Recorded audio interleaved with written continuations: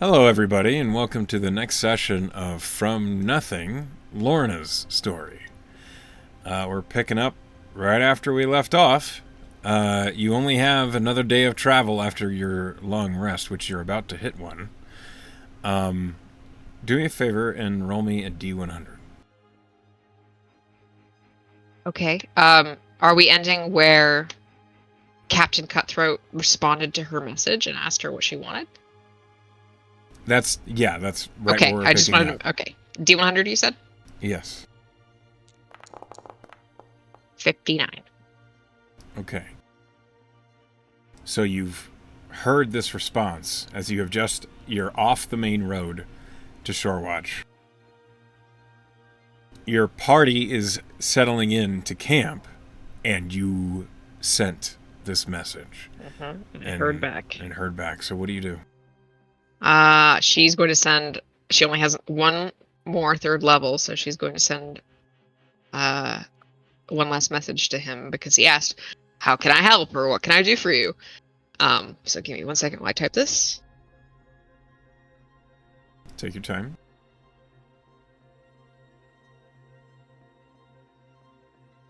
Okay, I think this is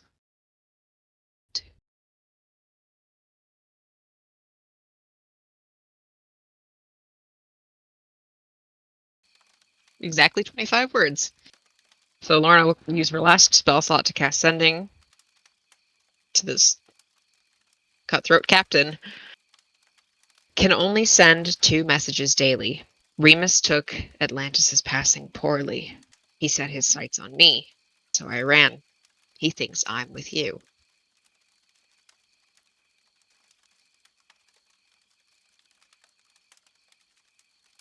All right, one moment. Mm-hmm. Do me a favor and roll me a persuasion check. Or a deception check. It's both, really. It is not the entire truth, so let's say deception. Okay, 21.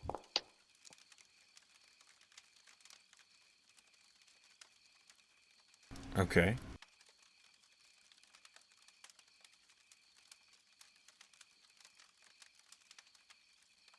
One moment, please. Mm-hmm. How would this swarthy sea dog respond?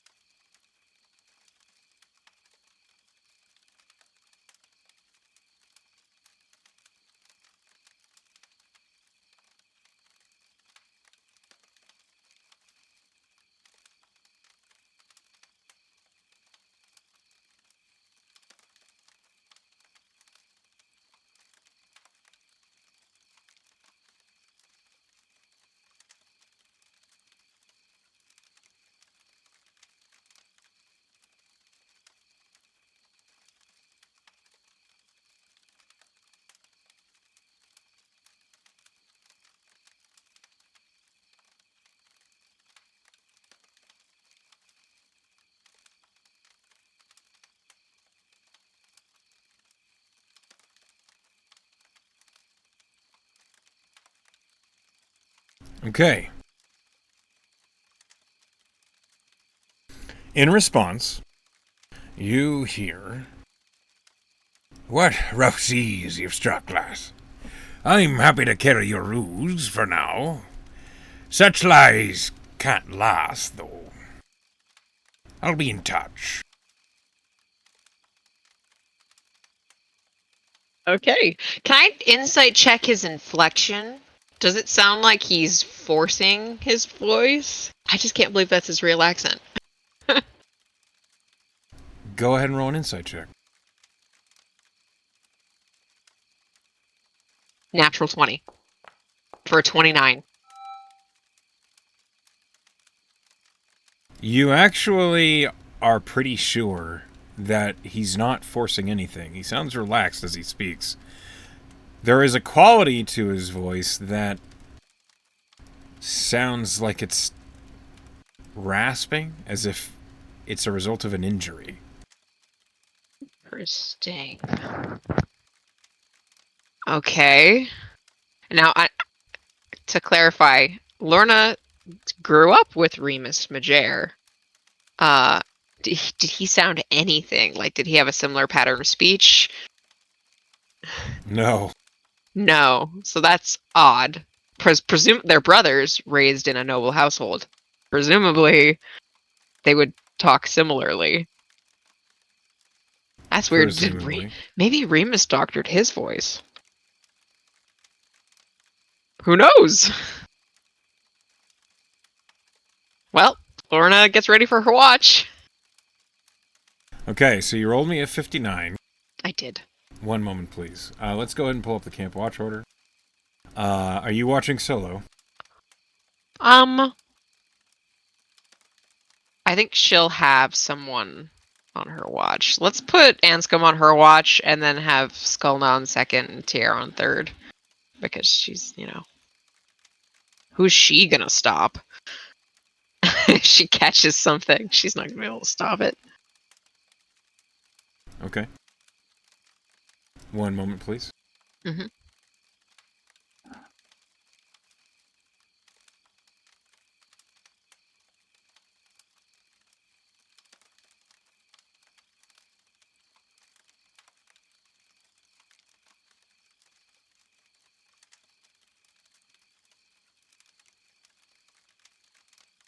Your watch is a little bit stressful. Oh. As you settle down, you're near the road. You're not directly on it, but a lot of travelers, by horse, by cart, on foot, are making their way along the main road on the way to Shorewatch. Some of them seem to notice your camp. Some of them don't. Most of them don't seem to care. You don't see anybody stopping to investigate you. However, you have also seen other camps along the road to Shorewatch, so it's likely they're just dismissing you as normal. Mm-hmm. Roll me an insight check. Okay.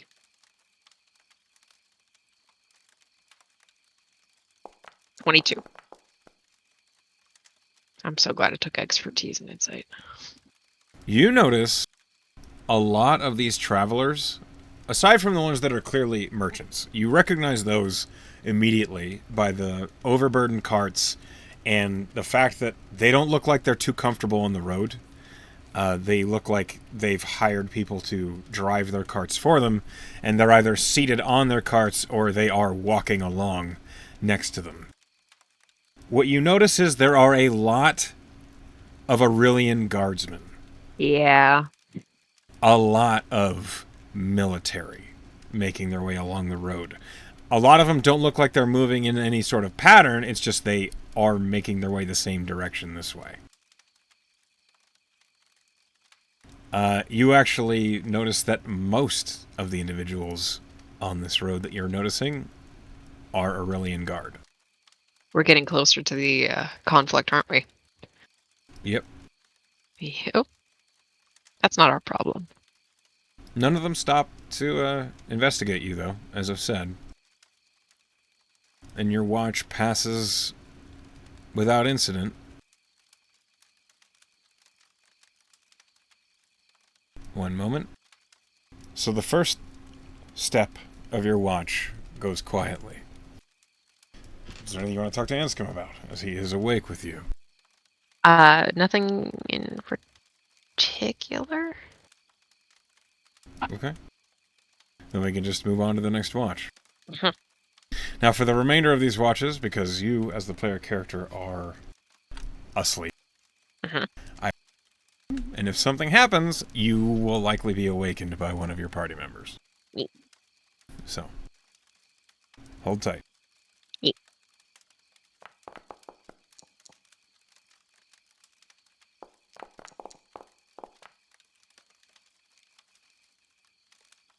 And then that is an advantage.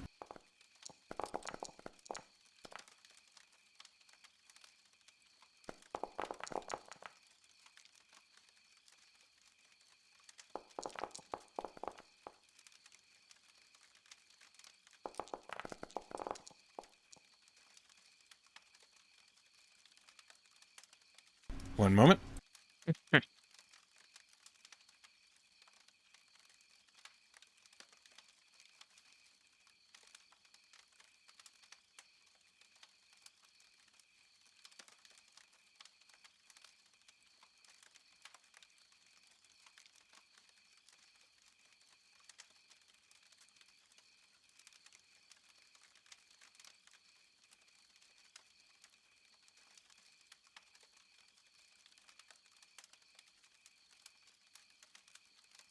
Okay. Do I live? You do live, yes. Woo! I did it. Do me a favor. Roll me a d8.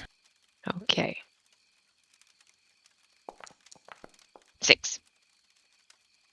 Okay, roll me a d6. Okay. 4.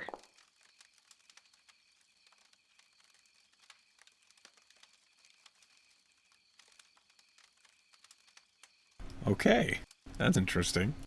Mhm. Roll me a perception check at disadvantage. Okay. Uh, 11.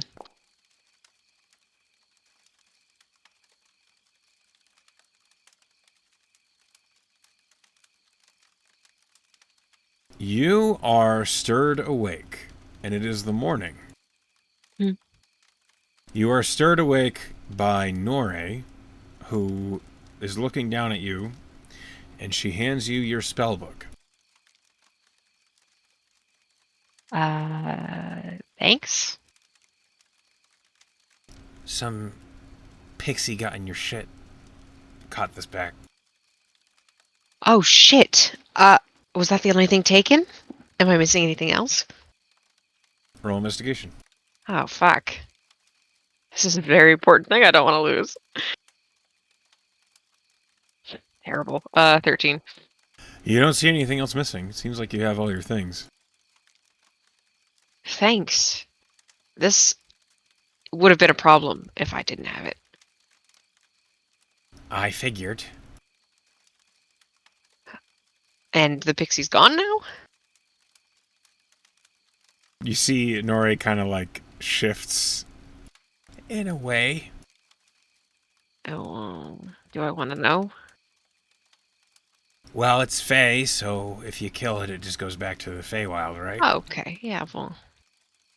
It needs to learn a lesson. She'll I put figured you the wouldn't be upset. spell back. Spell book back. Spell back book. And get ready to go. Okay. Yeah, you can click the long rest button. Woohoo! And so now there is the last day of travel for you.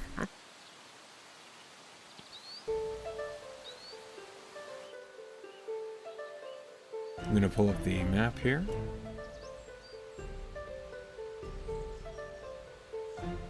So you're not entirely sure exactly where this camp is. You know it's along the road before Shorewatch. It's along the shore march somewhere. Tier's leading the way as he's kind of trying to keep you guys off of the main road. Is there anything that you're trying to accomplish whilst traveling? No. Okay. Then this will be simple and quick. I'll just make a quick roll.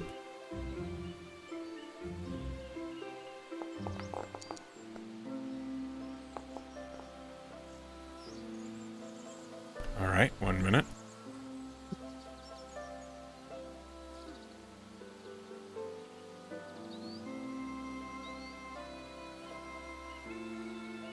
Okay, as you're making your way, you suddenly hear a voice before, but it's been a while.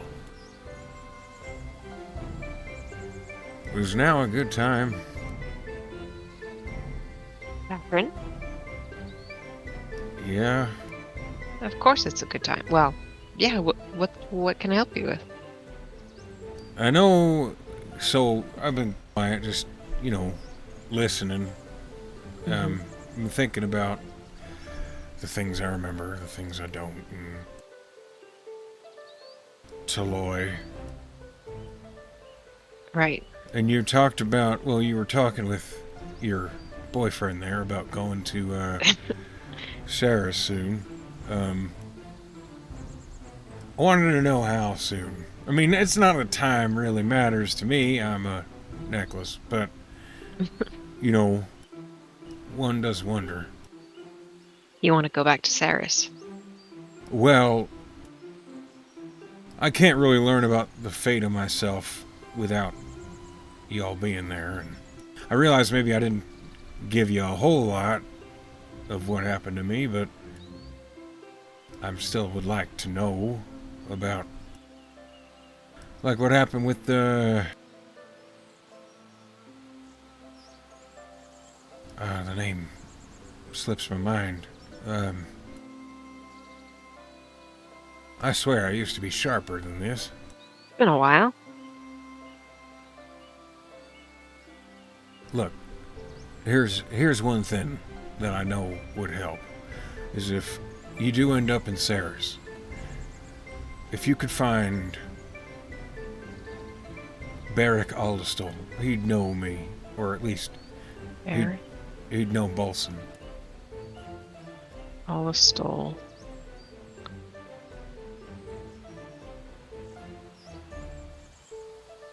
Bolson? That was your wearer, right? Yeah, Right. and you'll know Mr. Aldestol when you see him. He's a mountain dwarf, pretty grouchy, but when I knew him, he was pretty young, so he should be He should still be alive. right. I can do that. Sure. Not if it puts you, to an inconvenience. I know that every time you've tried to use one of my beads, weird things have happened. Not for the worse, usually. It's come quite in handy. Not only do you explode things, but you inspired one of my spells.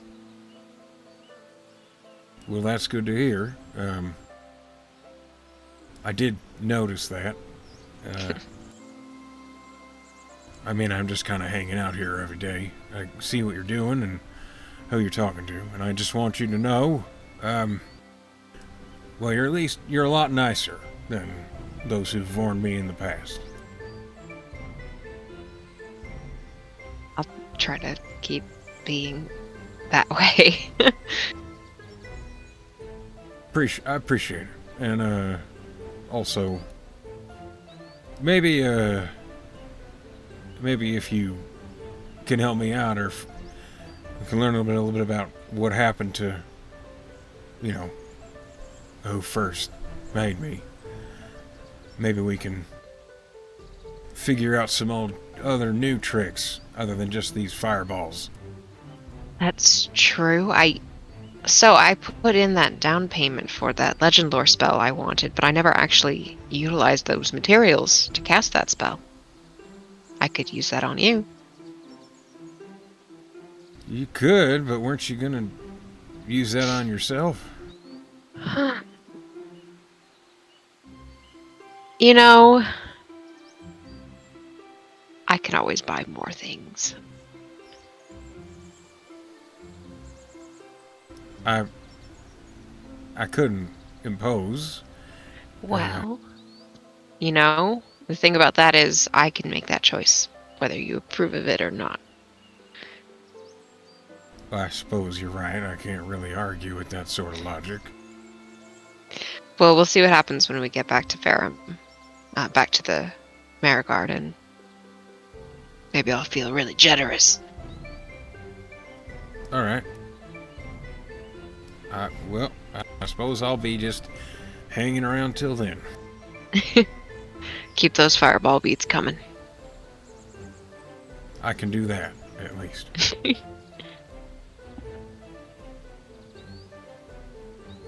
Roll me a persuasion check. Okay. Persuasion. Natural 19 for a 27. I don't know why I rolled twice. With a 27, as you reassure Saccharin, you mean it, right? You roll persuasion because you meant it. You notice one of the beads that forms on Saccharin is not red. It is violet. Oh. This is new. I'm sorry? That one of your beads is purple. Huh. Would you look at that? Do you have any notion as to what that could mean? Nope. Oh, can I just, like, look at it compared to one of the red ones? Is there anything other than color that differentiates it? It's exactly the same size. It's exactly the same shape. It even has the same kind of texture, this glassy surface to it, and it's a little bit translucent, like a jewel. It's just purple.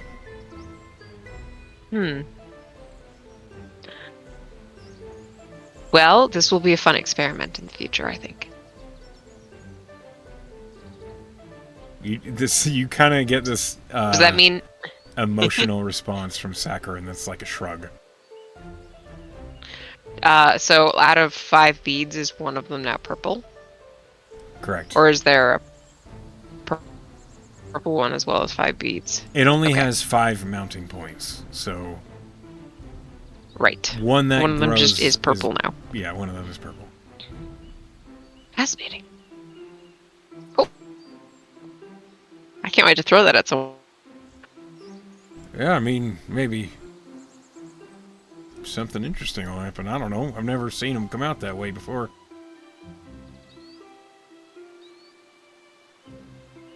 It'll be exciting. As you continue your march towards Shorewatch, it's quiet. There's a lot of travelers. And then suddenly, it's getting later in the day, past the afternoon, and Modi speaks up. That grand oak.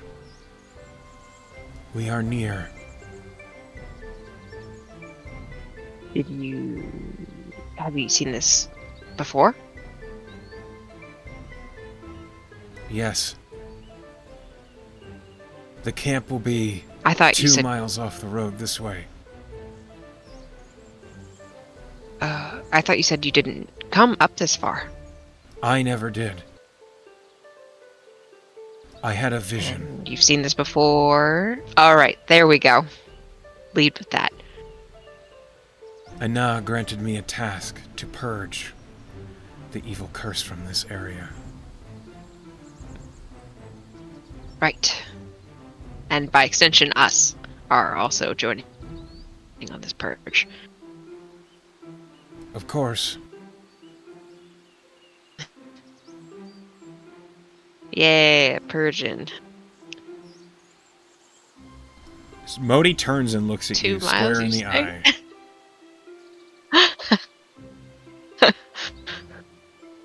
I saw creatures with forms as though they were a person, but with limbs of a snake. One had the head of a snake Snakes. and limbs of a person. Do you know of what I'm speaking? Oh. Does Lorna? Roll either Arcana or History. They are the same. I will roll Arcana. Oh, not good. 11. You don't know what that is. Sounds horrible. A And person. Modi just nod. Uh-huh. Nori, Yeah. you're a bard. You know stories, right? Does a bear shit in the woods? Logistically speaking, that would make the most sense. Yes. The answer is yes, Lorna. What you need? What? What's up? Have you ever heard any tales of a snurson, a snake person? Nore, like, taps her flute against her lips and she goes, a snurson. They're probably not called that. That was my fill-in word.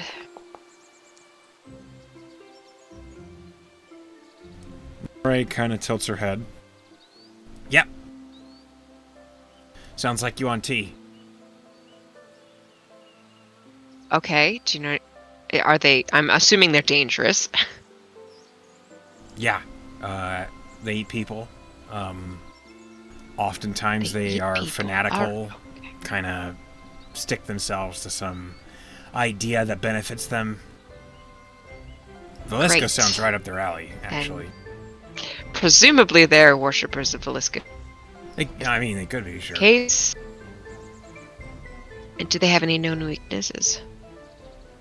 I mean, I know they're resistant to poison because they can deal some. Makes sense. They're snake people. I know that a lot of them aren't pure. Like, from what I've read, there are Yuan Ti who are snake people, and then there are Yuan Ti who are mostly like they look like a human.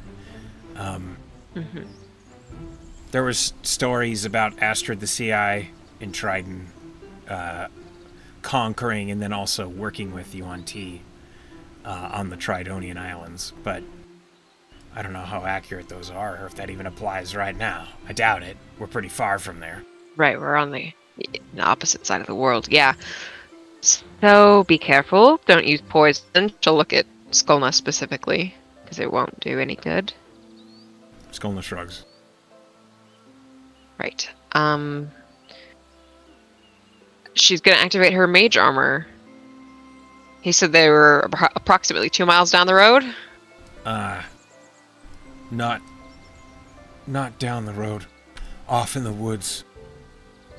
It would Off be in a the hike. woods from that oak. Great. Well, still, I have it for 8 hours after I've activated it, so now's the time. She uses her cantrip, or not her cantrip, the spell in her hand to Mage armor encompass yourself. her, protect Okay. him. I murmured to myself. Tier steps up and says, I think it might be best if we let me lead the way at this point. Everyone, Yes, please. Single file behind me, if you don't mind. Mhm. Also, noisiest in the back. And he looks pointedly at Anscombe. Oh, Anscombe, but you're so Sure. handsome. that makes it feel a whole lot better. And he kind of files to the back of the line. Mhm. Tier is still looking at you, Lorna. What? You're almost as noisy. Get back there. I've been practicing with Nore, Which is why you're and I ahead also of have him. this cloak. The elven kind cloak is really helpful. Yep, it's real good at letting me hear you. She files back with Anscombe. She settles next to him. She says, "Hey." Oh, it helps you're real pretty. That does help. I don't mind being behind you. The two idiots in the back. It's like what? Tier, Skolna, Nore, Modi, Lorna, Anscombe. That's exactly the lineup, yeah. Yeah, I'm a genius. Okay, as you make your way into the woods following Tier, I'm going to make some rolls for Tier to see how smoothly this goes. Mm-hmm.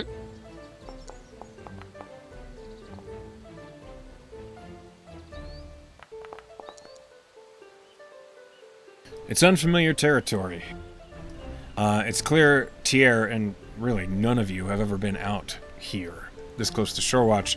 You're at the foot of mountains, and as you it's really difficult to get a good bearing as to direction. The suns are setting, and it's dusk, which makes everything harder to see.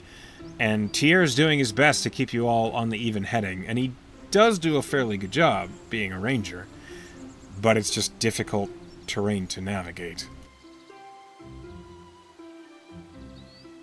It's an hour, and then another, until finally Tier holds up a hand and he says, "Coin, I hear something."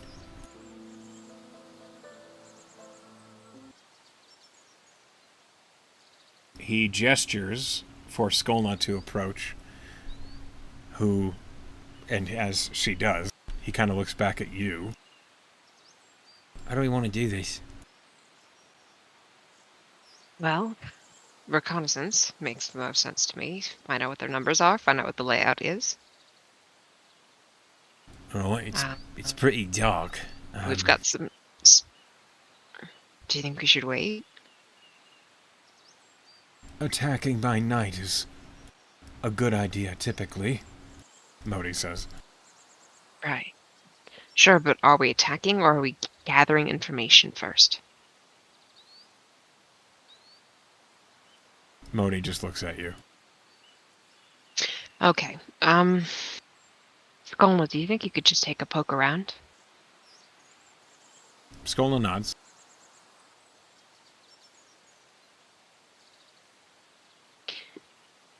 Do I think Requiem might have some advantages to poking around as a doggo made of darkness in the darkness? He would be particularly hard. Yeah. Uh-huh. So, as I would ask him to be an eagle. Okay. Requiem turns into an eagle. And get, like, he's black on a night sky, so... And they have advantage on perception checks. Okay. One moment here.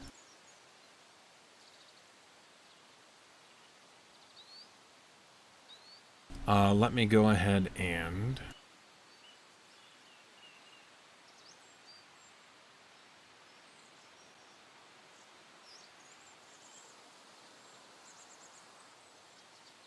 Alright. I'm going to give you Observer of Skolna, just for the sake of... so you can see what's happening.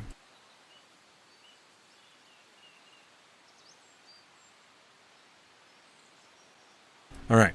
I'm going to change the map.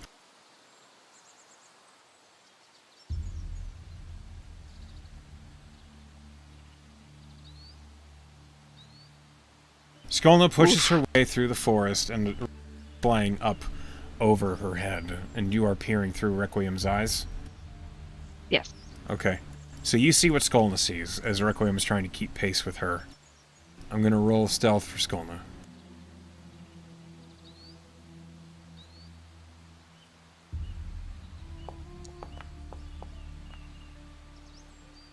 Okay. Do me a favor and roll stealth for Requiem at advantage.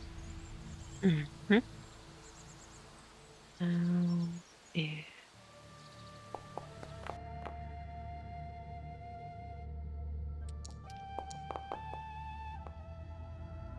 18. Okay. I don't know why it rolled like that. And, oh, you're right. It was an 18. Yes. You watch as Skolna expertly navigates her way through the trees. And as Requiem is flying over the treetops, flying is a strong word. He's kind of just floating. He's gliding. What languages do you speak? Common, Draconic, Elvish, Infernal, and Undercommon. You hear chanting in Woo! Skolna doesn't know what they're saying. Oh, no, yes, she does.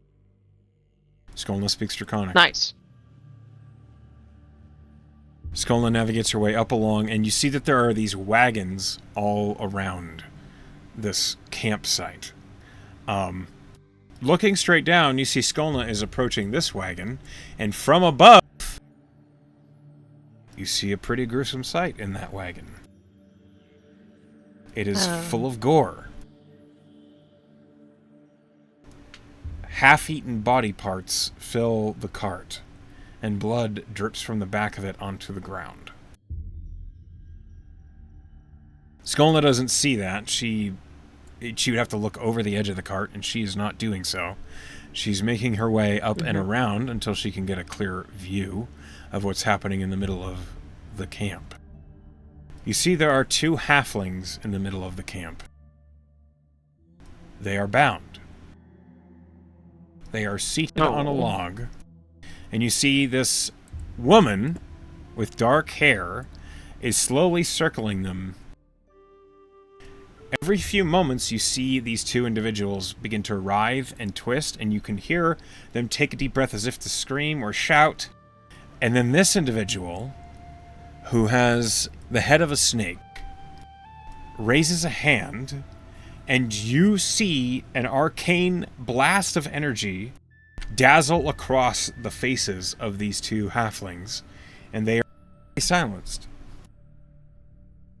All the while, this woman is still circling them.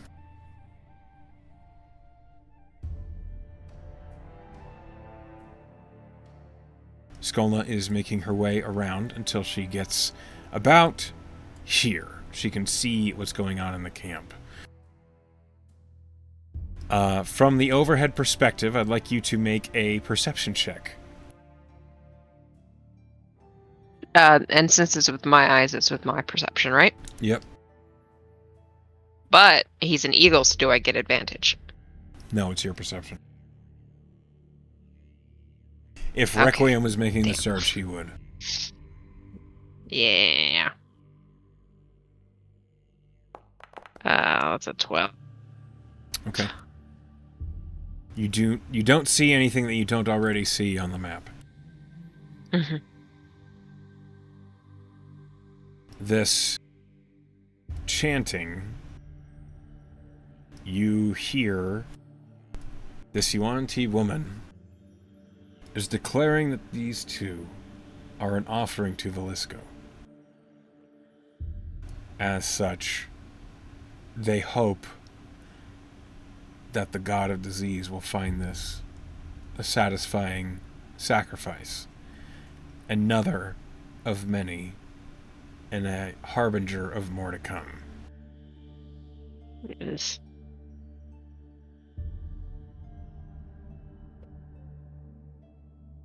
While this is happening, Lorna has been, as Requiem coasts, and she sees what he sees, she's quietly whispering those details to her party. So, like there's 1 over here, and there's 2 over here, and there's halflings in the middle, and there are sacrifices.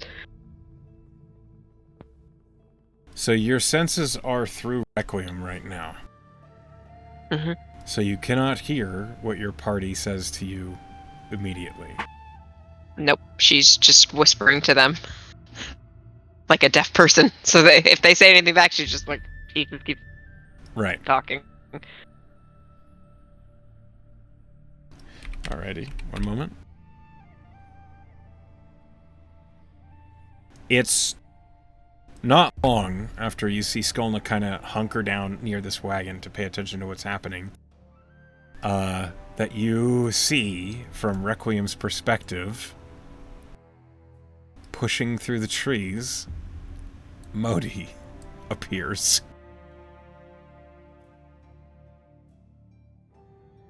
Lorna would blink back out of Requiem's eyes. You see, Anscombe's right in front of you, and he's like, hushed whispering, and he's like, Modi's already gone. We can't... He wouldn't listen. You should have shook me. Okay, I'm coming. I tried shaking you. You didn't feel anything, or you didn't seem to respond. Oh, fuck me. Tierra's like halfway to where Modi went in between, and he's like, "We've got to go now." I know! I'm coming! God Okay. damn it, Modi. Holy people. Am I right, ladies? Okay, so let me pull you onto the map. You all stopped maybe about like 90 feet away from this camp when you made this ritual happen. To look through Requiem's eyes. Let me pull Tierra's first.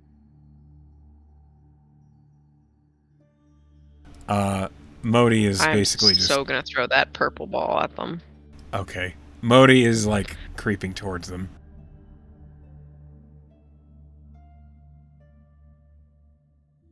Where did you go? There you are. I'm hiding real good. So good I couldn't even find you. Okay.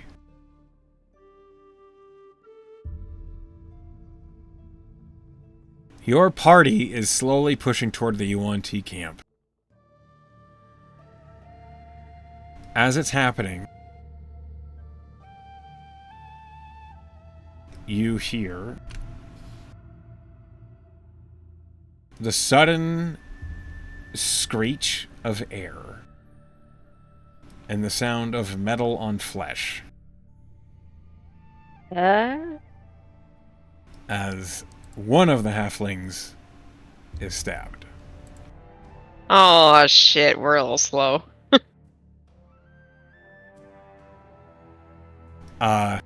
Hearing that, I need to make a wisdom save.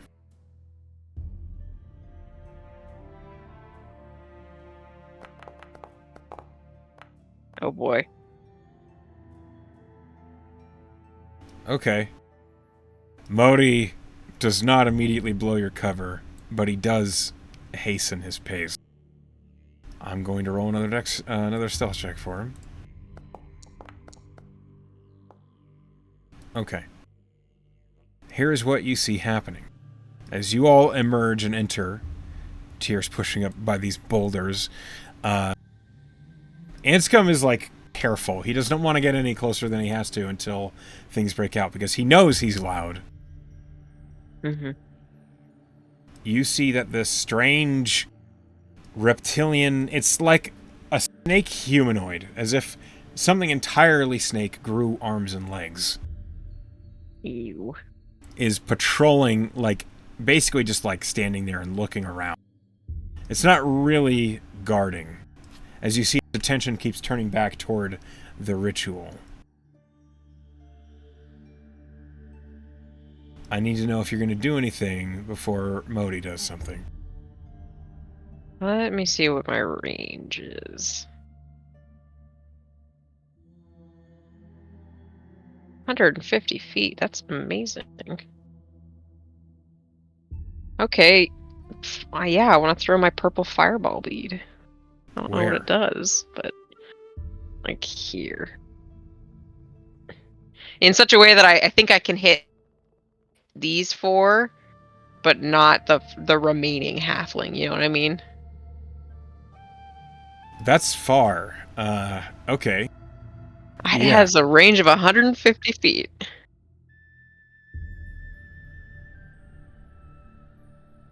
Yeah, you can do that. Yeah. Precision. I will say it's a tough throw because you're throwing it over tents and wagons. Mm-hmm. Give me a dexterity check. Oh no. Would it change anything if I said that I gave it to Requiem so he could drop it like a nuke? It would take much longer. Nah, I'll just throw it. Risk it for the biscuit. Just dexterity check? Yes. Okay. Oh, woof. 19. Woof. And 19. Okay, yeah. I don't immediately murder the remaining halfling. That's great. Roll me 8d6. Okay. 1, 2, 3, 4, 5, 6, 7, 8. 31. 31. As you throw this bead, which is about to spark off combat. One moment.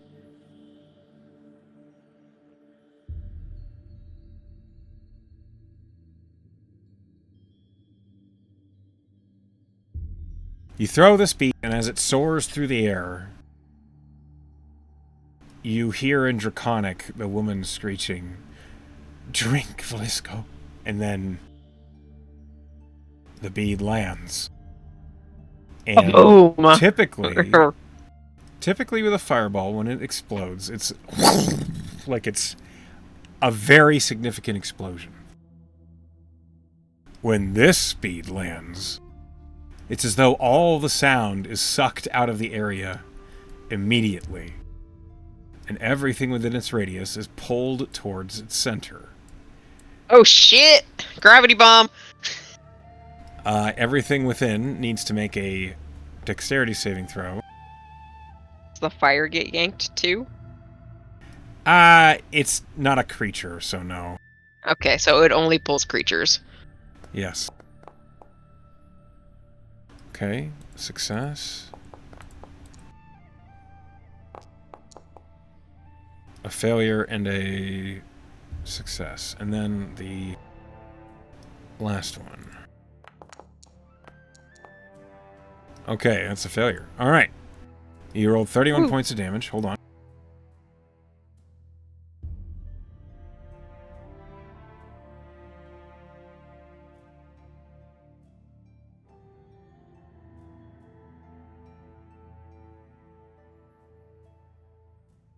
Okay.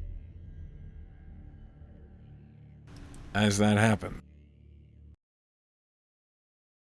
Aware they're under attack now, we're rolling initiative. Gravity bomb. Put that in my notes. Initiative, you say? Yes.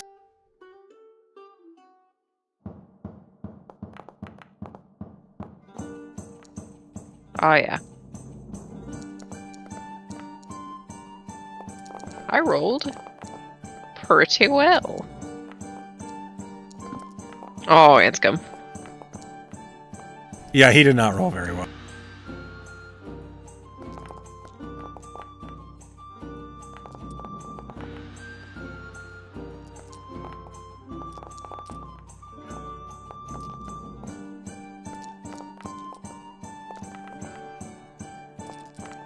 My screen is covered in dice. Okay. As the fight begins, Nore, aware suddenly that there is shit going down. I called it. She turns and looks back at you, Lorna. She says, "Okay, thanks for the warning." And then she will... Sorry! I was trying to save the last one! It's fine, we're going in hot. She will run up to the edge of the cart. She sees this guard there. Let's see. Is she going to use a spell, or would you have her do this martially, do you think? Well, she's too far to do it martial right now, so spell first. She has a bow. Okay, spell first. Okay. Don't you put this on her. Does she have any AoE? She has shatter. Does she have any AoE she can toss this way? Might as well finish these fuckers off. Yeah. Okay. It's a 60-foot range. They're gorgeously clumped together like that.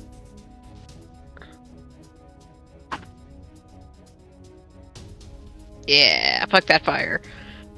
Okay, let me roll damage.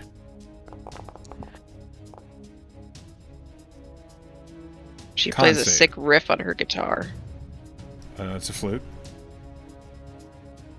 Sick riff. Okay, she plays a sick riff on her jazz flute. Yeah! Ron Burgundy. So the 3 blues succeed. The snake-headed one does not. Whew. So they take half.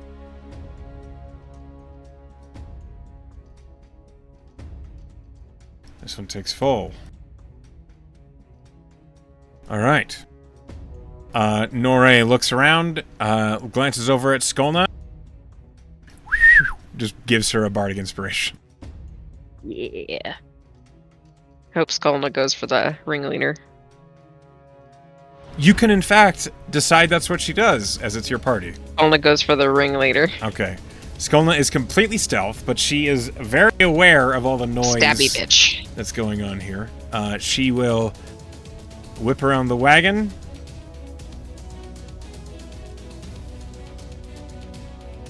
She's going to give it her best.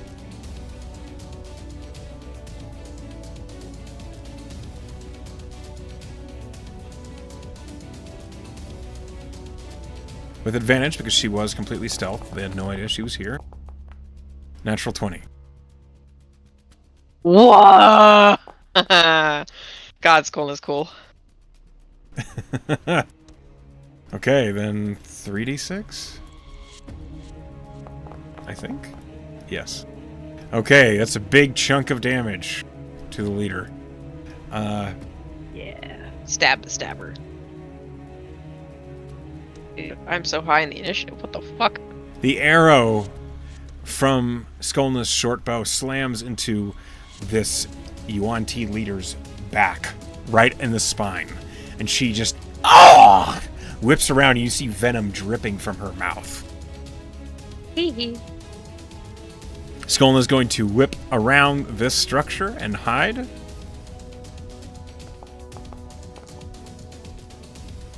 Okay.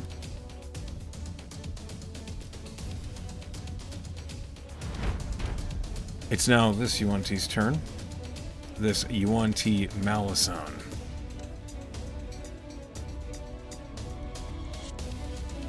One moment. Okay. This is going to run towards the threat until he gets here.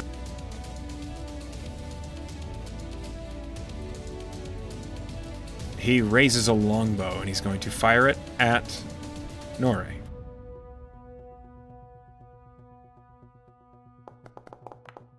He gets 2 attacks. The first one hits. The second one does not.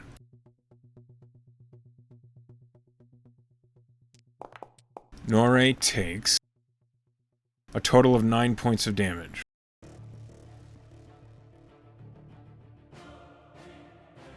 And that's his turn. Next. The next Malison move.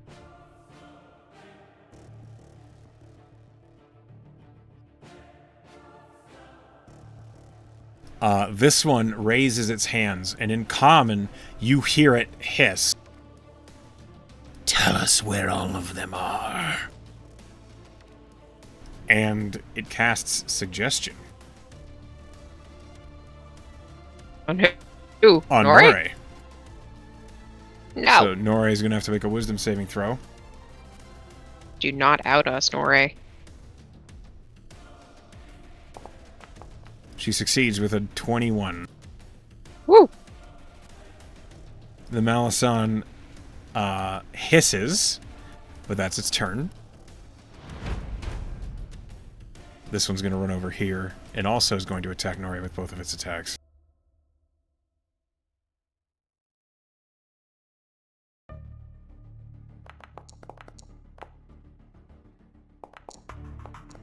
Same story as the first guy. 1 hits, 1 misses.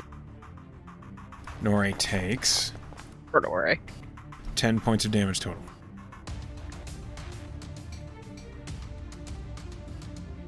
God, I'm far away. Yes, you are. This guard, aware of what's going on, looms forward and is going to surge around the cart. Sees Modi and is in melee with Norre. And in Draconic, you hear it hiss back, "Here! Here!" And then is going to recklessly bite and slash at Norre. Jesus Christ, Norre. Getting her ass beat. Modi, please help. With a 13, he misses on the bite. How about the claw? The claw hits with an 18. Norre takes 7 points of slashing damage. One moment.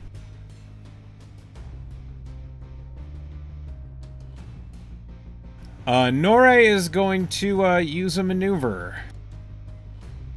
She's going to use parry to reduce the damage.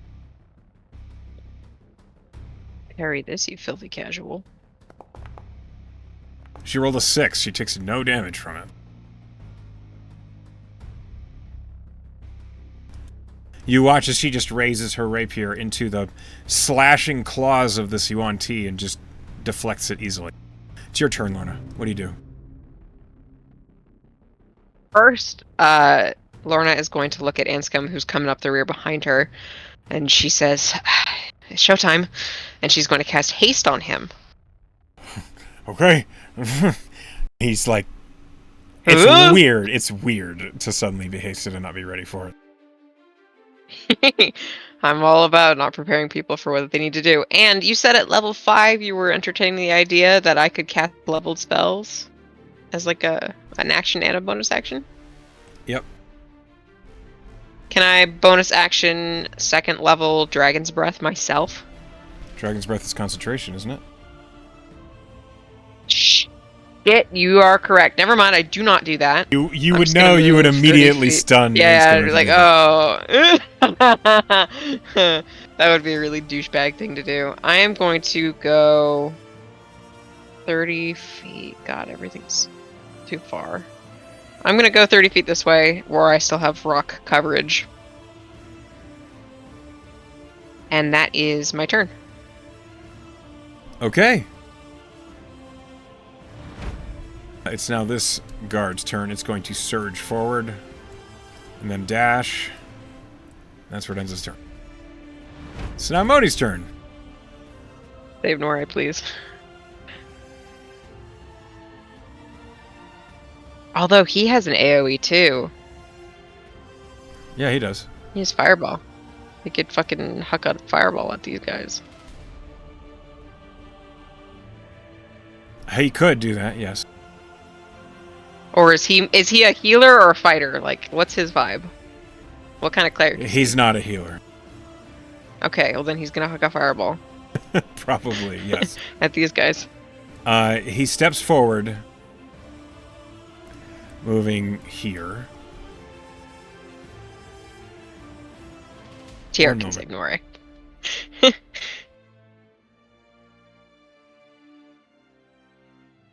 Let me check this real quick. Mm-hmm. Yeah. He raises his hands. All of you followers of Alisco, mistaken. You will burn. And he just raises his hands and a fireball streaks from it towards these creatures. You picked the wrong god, motherfuckers.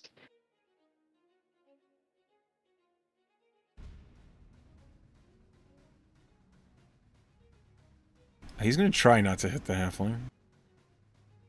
Yeah. He succeeded. Perfect.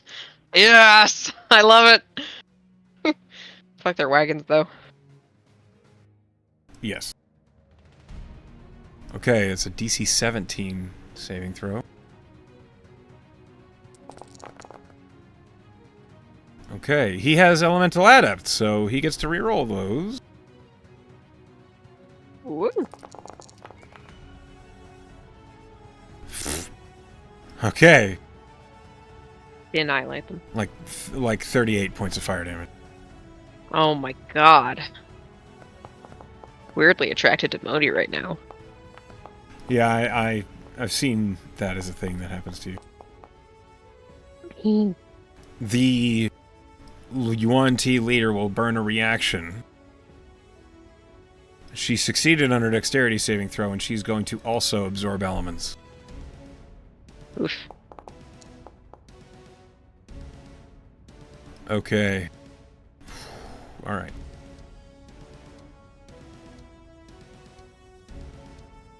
This Yuan Ti is just dead. Yes. This one is very grievously wounded. She's... Because of her dexterity and the spell, she hardly takes anything, but... The fireball had great effect in immediately engulfing all of them in flame. And Modi just proceeds forward into melee with this Brood Guard. And we'll also cast Spiritual Weapon. Nice. One moment. Do I still have the goofy floating weapon? I do. And conveniently, Modi uses a hammer, and this is a hammer. Mm-hmm. You see a flaming hammer emerge over this guard and swings down, dealing 8 points of force damage to it. Bonk damage.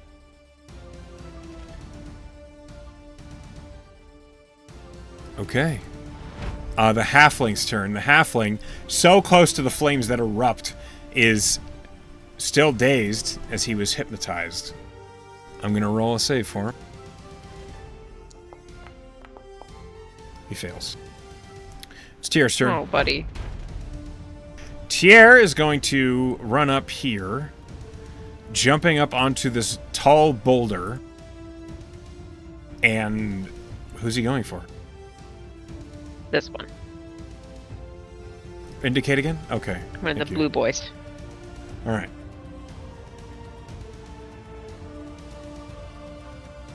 Let's see here. He will mark it with Hunter's Mark.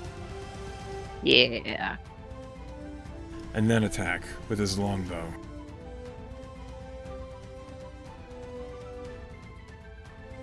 After all of his gear, this should be much more proficient than it used to be. It's a 23 to hit. Yeah, he is. You mean for he to miss every single? Yeah. Okay, 13 points of damage plus Hunter's Mark. 14 points of damage.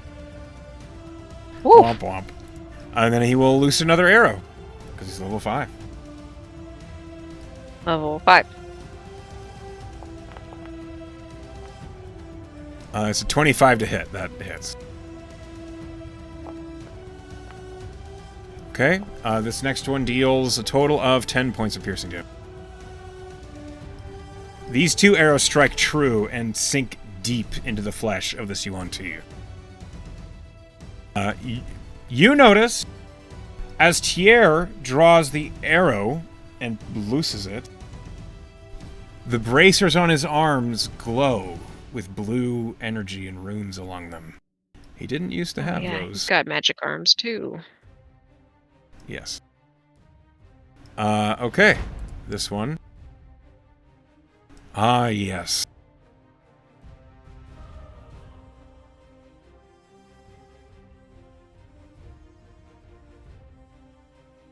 This one's going to try and deal with the oncoming threat. It's going to cast Hypnotic Pattern. Cast. Wait. Can I see him? He's super far from you, but yeah. Shit. How far? God damn it. Never mind. I can't do anything about it. Yep. That's actually perfect right there. Okay. I need wisdom saves from Tier, Nore, and Modi. Come on, guys. You got this. 2 of you are wisdom casters. It's true. One of them's a ranger. Tier rolled a natural 1.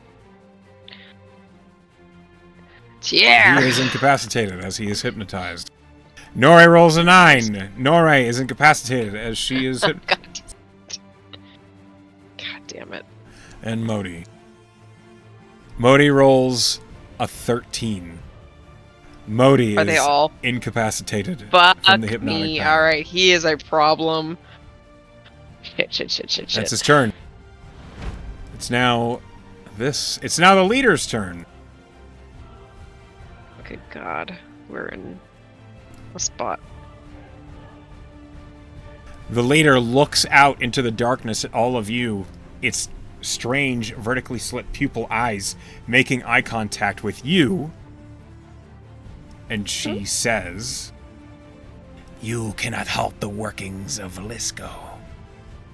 And then she turns around and slashes the neck of the halfling. Oh, man. Counterspell.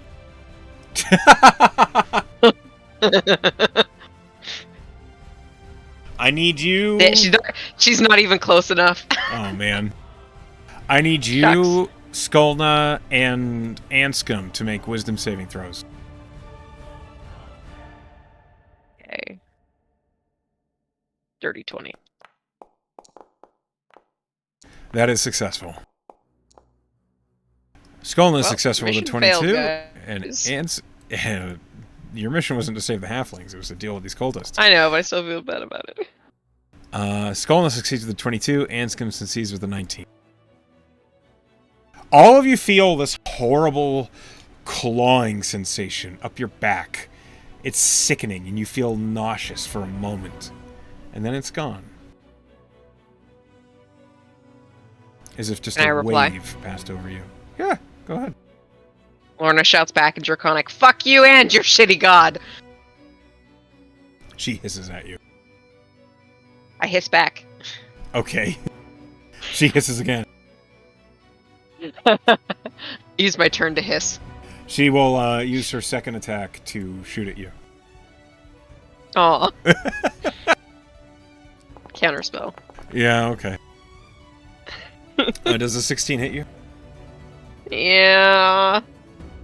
Alright, Lorna. You take 18 points of damage. Oh my god. Hey, what the fuck? Hey, she finally rolled decent damage. So I need to make a con save 10 to keep my haste up. Yes. I succeed. 17. Okay. Ouch. God, she like half helped me. Yep. Alright, it's now this UNT's turn. I'm just a wizard. Surge forward.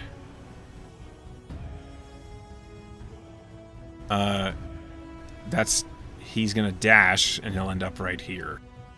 Oh, go away, go away, go away. It's now Anscombe's turn. Shoo.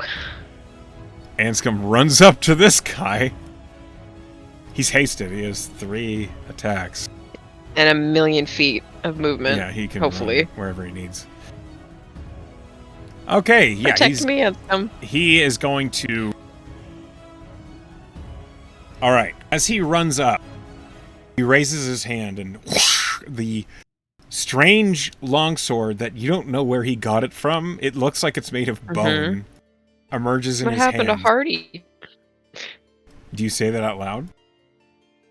I think she just kind of speculates as it appears, but you know, she's busy, so she doesn't anticipate him answering. You can roll an Arcana. Okay. 14. You recognize this longsword he's swinging is made of dragon bone. That's all you got. Okay. Maybe I'll ask him. It's clearly not his greatsword. Hardy. Okay, that's a 19 to hit. That hit.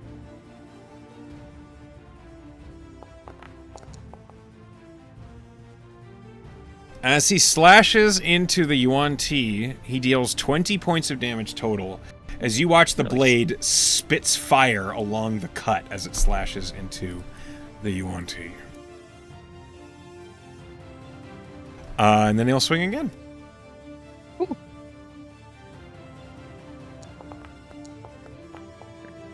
That's a 25 to hit. That definitely hits.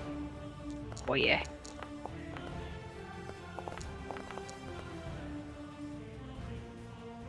Okay. He's rolling that again, because he can't roll that low. Again? Okay, Jesus. He deals 22 points of damage with that slash. Okay. He kills that UNT.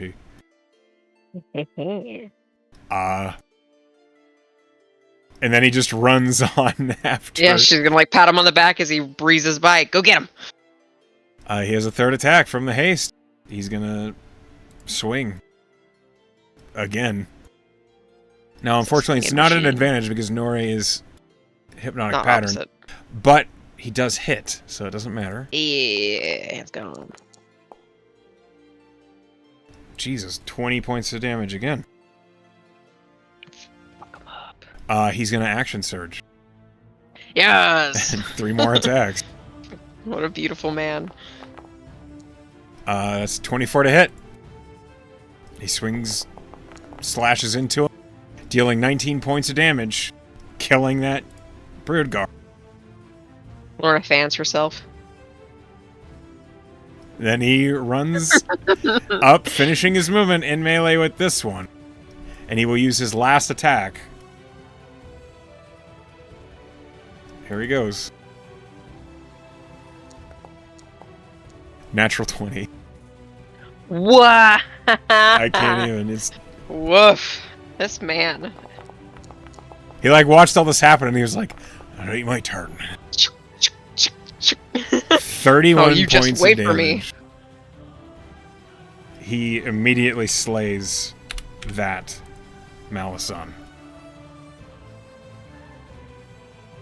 After making the 6 attacks, blood dripping off of his gauntlets, he like looks at the last Broodguard and he just shakes the sword off and says, "All right, come on." Fuck. That's his turn. This Broodguard's going to run up and then action dash. That's it. I do have a question that I didn't think about. Sure. Lorna, through the purple bead, does that also have a wild magic surge? No. Oh, interesting. Okay. It's Nora's turn. Nora needs to... Well, her turn is wasted. She makes a wisdom save at the end of her turn. Yeah. She succeeds with a 20. She's no longer hypnotized. She like shakes it off and looks around and says, "What the fuck happened?" Now it's Skolna's turn. Skolna is going to dart around the back of this tent. You want her to focus the leader? No, she's gonna focus on one. Hypnotic Pattern's a concentration spell, right? It's a single instance. Never mind. She is gonna focus on the leader then. I thought maybe I could knock out the pattern, but no, obviously. Okay. She raises her shortbow and attacks with advantage from stealth. It's a dirty 20 to hit. That certainly hits. Doing damage. 8 piercing, 20 points of damage to the leader. Yeah. Barely alive. Skolna will dart up to these trays and try and stealth again.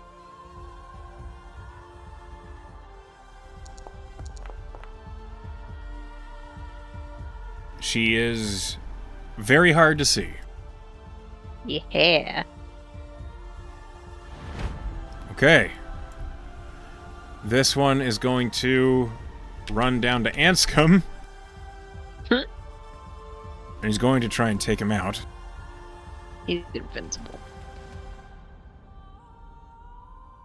Okay. I didn't jinx it. He has a +2 to his AC. Thank you for telling me. I forgot about that. Well, an 11 isn't going to hit anyway, and then it's going to try to bite him.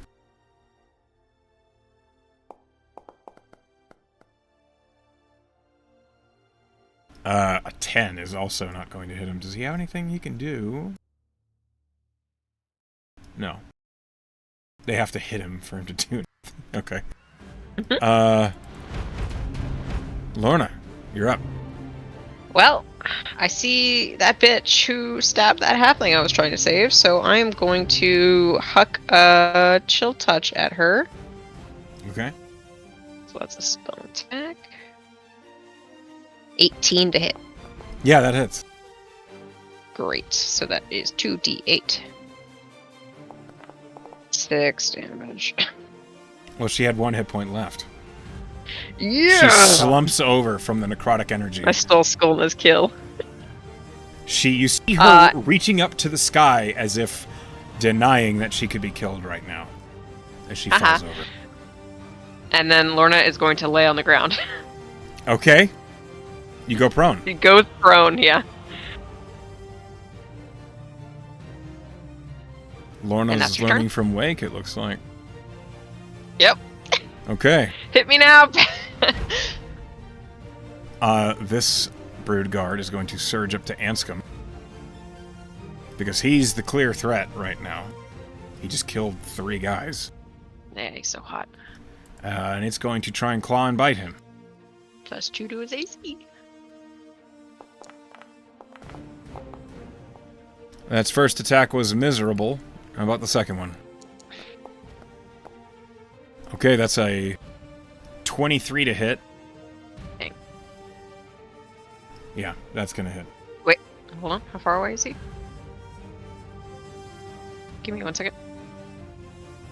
Silvery Bobs! Okay, you'll roll again. Because I love this band. It became a natural 1. Yes, and advantage to Tier, because he's going to have to make his save. Okay. Actually, advantage to Modi, because Modi is next in the order. Alrighty. Anscombe seems to weather the storm of slashes with no issue.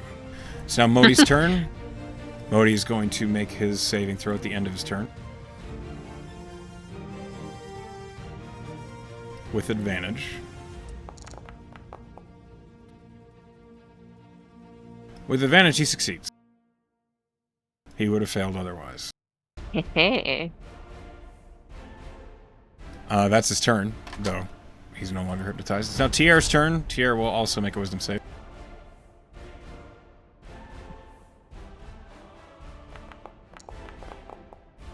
Tier succeeds. There Tier you go, is no buddy. longer hypnotized. Which means I can get rid of this. Alright. It's now that caster's turn again. The caster, this UNT creature, looks around at what's happening. And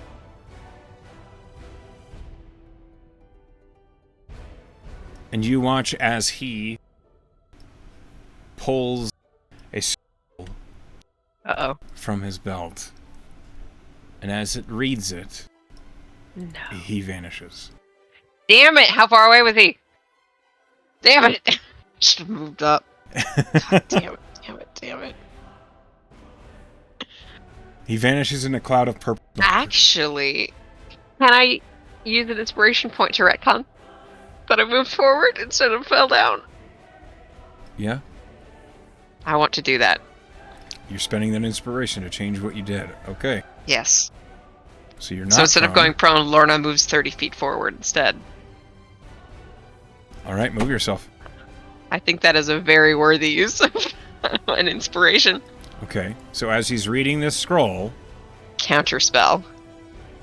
This scroll is a higher level spell than 3rd level. I need you to roll a spellcasting check. Mm-hmm. What's the DC? 15. 27.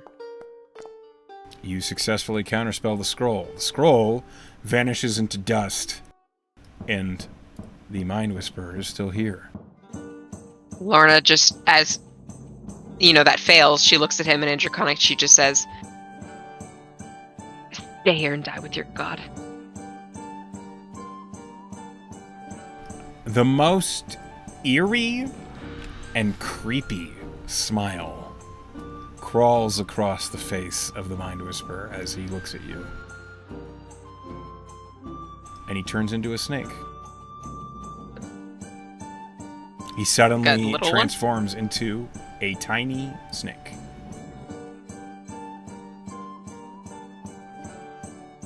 Does he try to go somewhere? He moves, yeah. So Requiem is still an eagle, right? Yes. Can he try to dive bomb that itty bitty snake? On your turn. Okay. All right. Now it's Anscom's turn. Oh, he's so little. Anscom is going to... Well, he's going to try and deal with the two in front of him. He's going to deal with the most injured one first.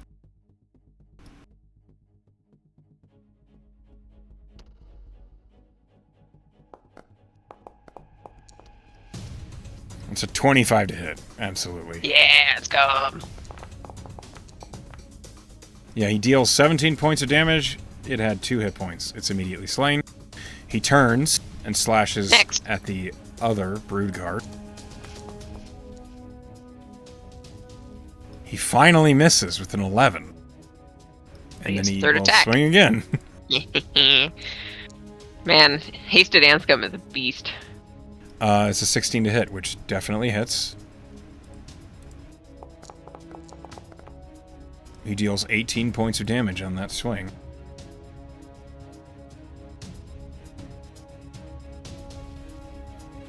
Okay. Anscom will bonus action unarmed strike and just headbutt the guy.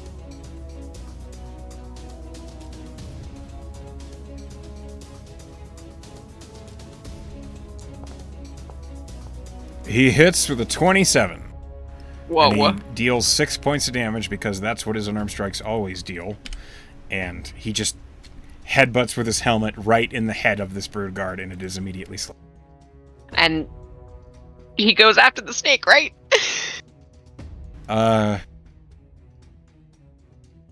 Is that what you want him to do? Yeah. He's got 60 feet of movement, right?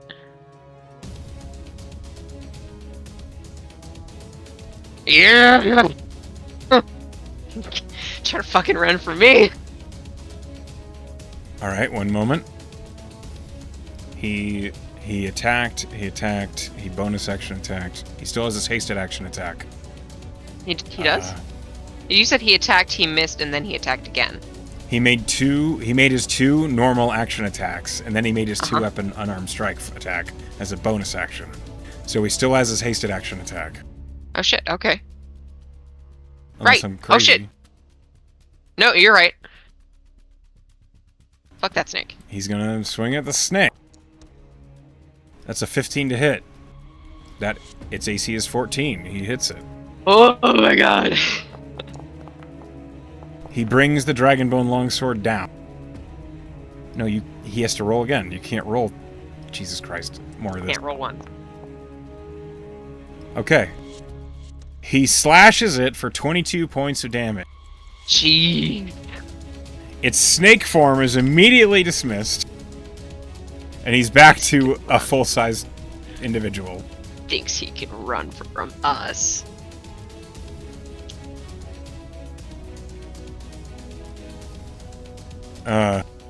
Anscom says, I think you're going somewhere.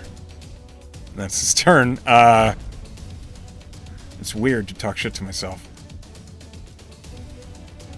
This Broodguard is going to run after you. Lorna's gonna come fair. Up to you.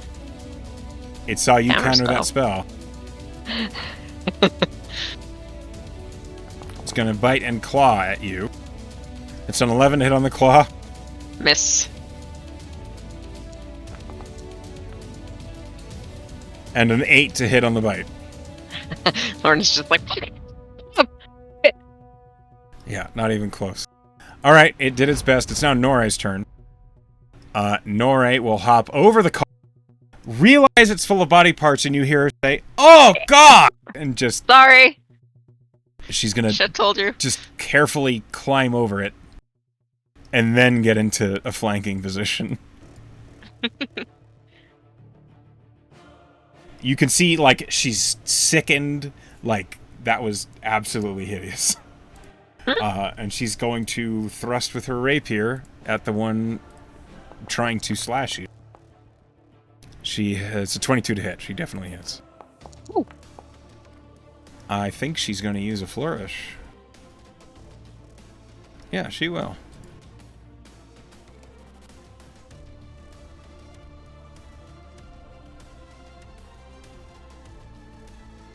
Okay, hold on a minute. Let me roll that die.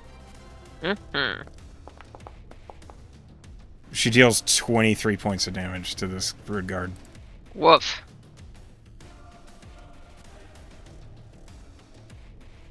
And that's her turn. So now Skolna's turn. Skolna is all the way up. Yeah, she'll try and snipe the caster from in front of Anscombe. It's still at advantage because she wasn't seen by him. That's a 24 to hit. That certainly hits. Yeah. Damage is terrible. How about the sneak attack? Okay. Yeah, she deals 14 points of damage. He is killed. The arrow sinks into the back of his skull, and he slumps over in front of Anscombe, and Anscombe just looks back like, hey! Skolna shrugs. You did great, Anscombe. He seems a little cheered by that as Skolna runs back behind this tent. Okay. It's just his Brood Guard, isn't it? That's it. Lorna, Poor you're guy. up. Employee of the month. You have advantage on melee attacks if you want them. Yeah, I have Shocking Grasp, so I'll just do that. Okay. Go ahead and cast it. You have advantage on the attack. 29 to hit. Yeah, that is. 6. 6 points of lightning damage. Okay. You zap I'm him. not good at close range. I'm not good at close range. Norrie looks around him and says, we need to work on that. It's now Modi's turn. Modi steps around this individual, looks at the last Brood Guard. You will burn just like the rest. And he raises his hands, and 3 beams of flame into the body of this Brood Guard. Let's see if he hits. First one is a definite hit with a 16. Second is a definite hit with a 15.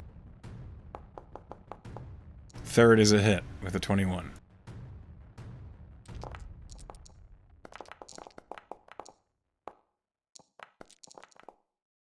Okay. 28 points of fire damage. Modi scorches the shit out of this Brood Guard.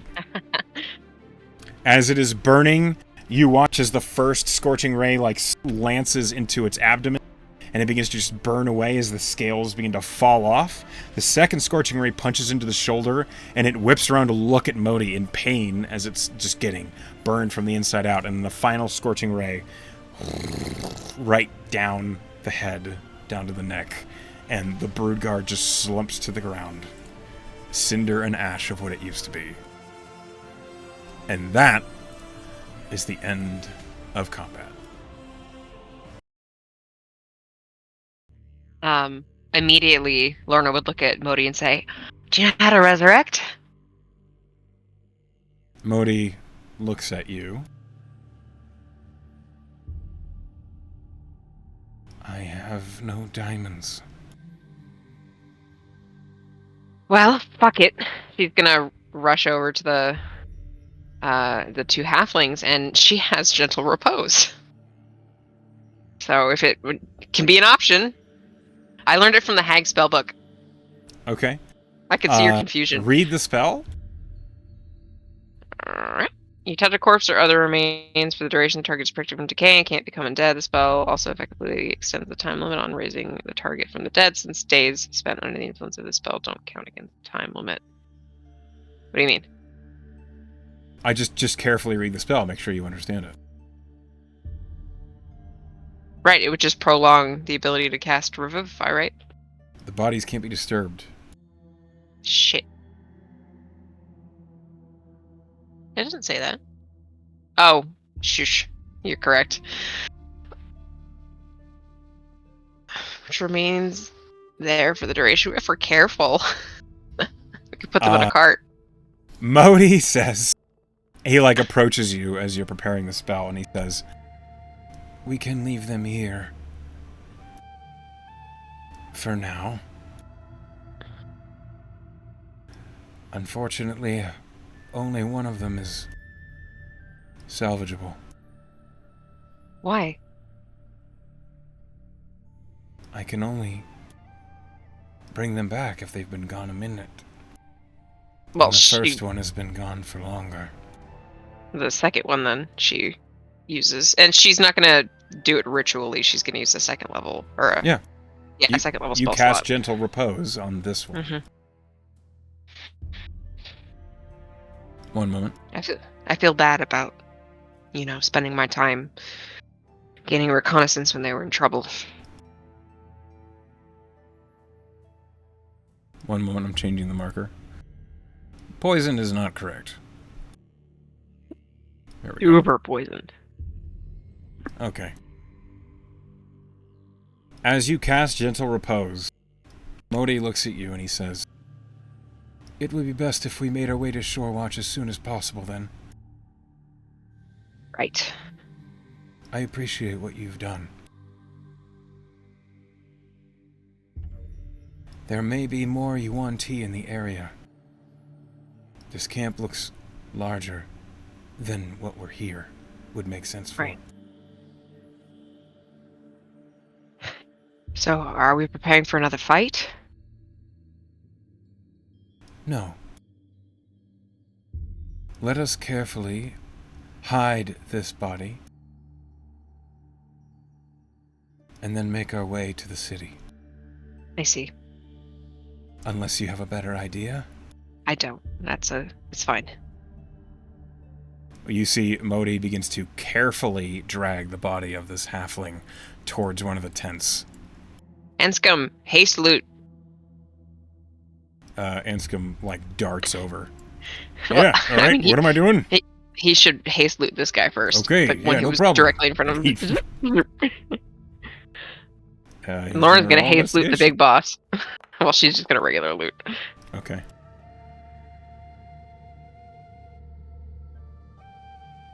Okay.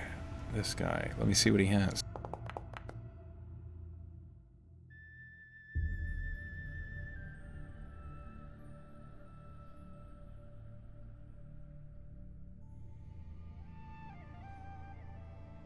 Okay. Investigation. You rolled a 16. Mm-hmm.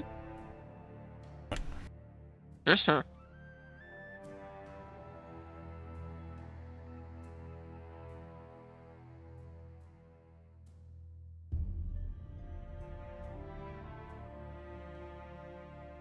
Roll me a D100, please.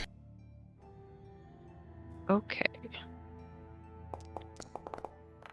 72.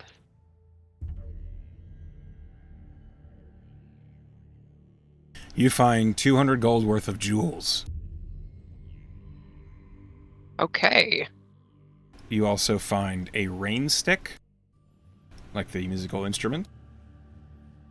You find a set of keys. Okay. And you find a that looks wicked. Okay. The one she murdered these two with. Yeah. Anscombe find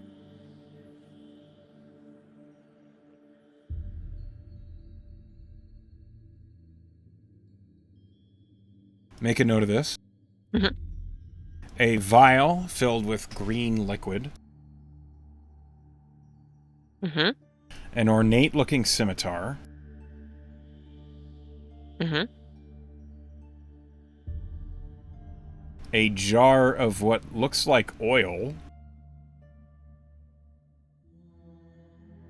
Mm-hmm. And roll me another D100. Okay. 38.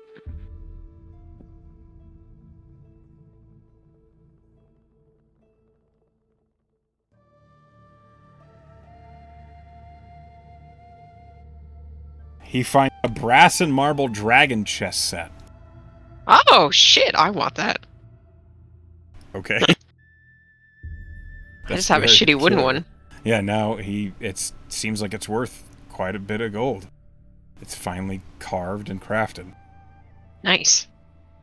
It was in Put that in the bag of holding. It was in like a silk bag that the UNT caster was carrying.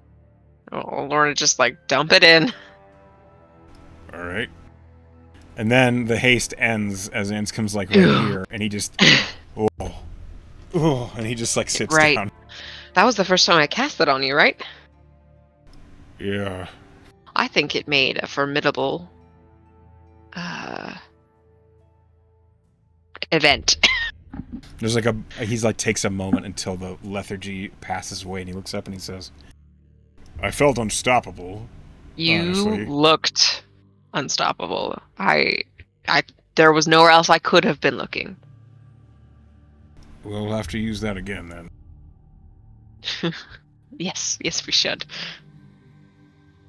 Although this part, the slow part, feels pretty bad. Yeah, there's a give and take for everything. Still, he like stands back up and he says, "Okay, so now we're heading to the city?" Well, at least to get some distance between us and this camp in case stragglers.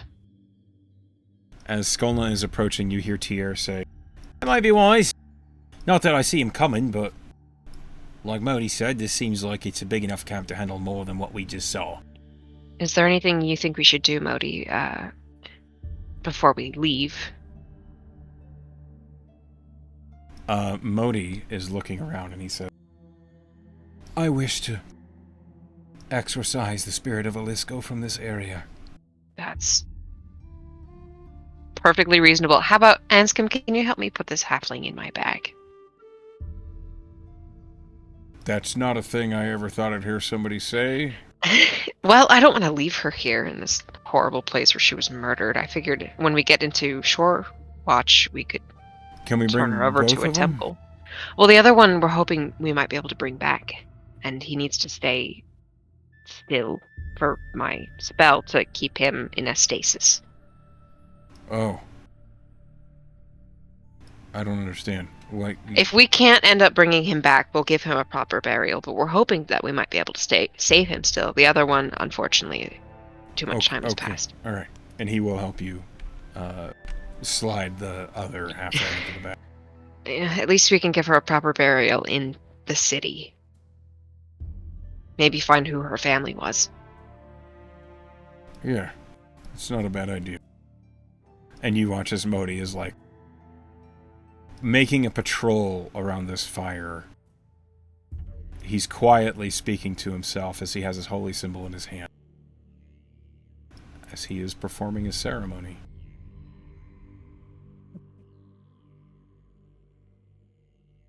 And you have a moment's quiet. Is there anything that you'd like to do before the session ends?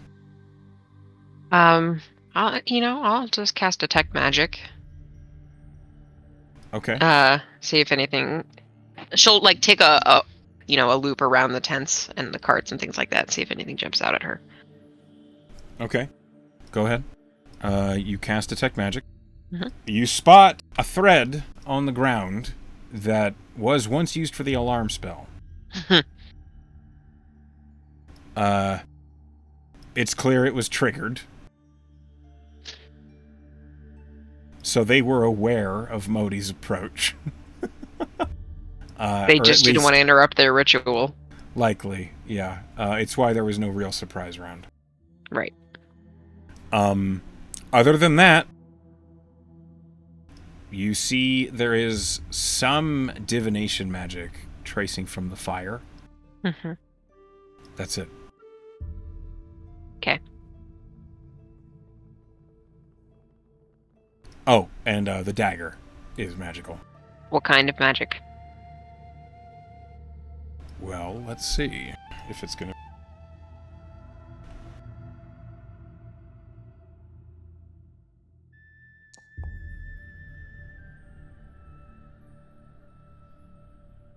Conjuration magic. I'm pretty sure I have Identify. Can I do that? If you'd like to. I know you're trying to wrap up, but